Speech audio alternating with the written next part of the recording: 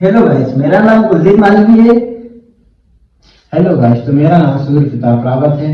Class 12 commerce. School का नाम CM rise government higher secondary Musakhedi Indore है। तो आज हम आपको बताने वाले हैं लघु व्यवसाय में जीएसटी का क्या प्रभाव होता है। तो सबसे पहले हम जान लेते हैं कि लघु उद्योग किसे कहते हैं। तो लघु उद्योग जैसे नाम से ही पता चलता है कि लघु उद्योग मतलब छोटा व्यवसाय, वह व्यवसाय जिसमें वस्तुओं का विनिर्माण, उत्पादन तथा सेवाएं एक छोटे पैमाने पर किया जाता है। इसमें सीमित संसाधन, कर्मचारी तथा पूंजी निवेश होता है।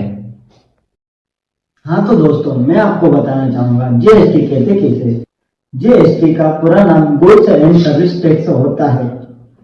एक प्रकार का अप्रत्यक्ष कर होता है जो भारत में वस्तु एवं सेवाओं की सप्लाई पर लगाया जाता है।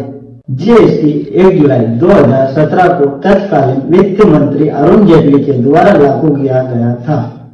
यह कर राज्य सरकार और केंद्र सरकार को दोनों को रेवेन्यू प्रदान करता है।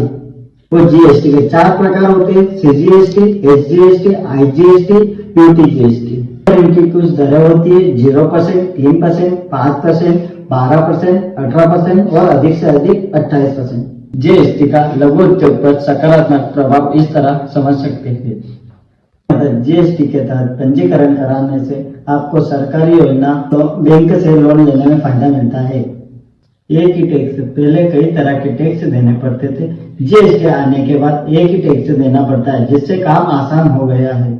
पूरे देश में एक जैसा टैक्स, अब हर राज्य में एक जैसा टैक्स है, जिससे लघु उद्योगों को एक राज्य से दूसरे राज्य में व्यापार करना आसान हो गया है। लघु उद्योग में कुछ नकारात्मक प्रभाव भी हुए थे, जिन्हें हम आज उदाहरण देकर समझाते हैं। जटिल प्रक्रिया।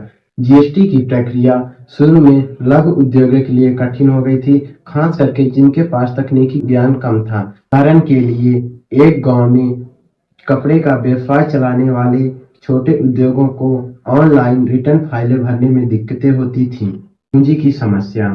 जीएसटी लागू होने पर टैक्स इनवॉइस के आधार पर तुरंत चुकाना पड़ता था, चाहे पेमेंट आपका रुक जाए या कुछ भी हो जाए, लेकिन आपको टैक्स टाइम टू टाइम चुकाना होता है। उदाहरण के लिए, एक छोटे ठेकेदार को अपने काम के पैसे बाद में मिलते थे, लेकिन उन्हें जीएसटी पहले चुकाना पड़ता था, जिनसे उनकी पूंजी अटक जाती थी।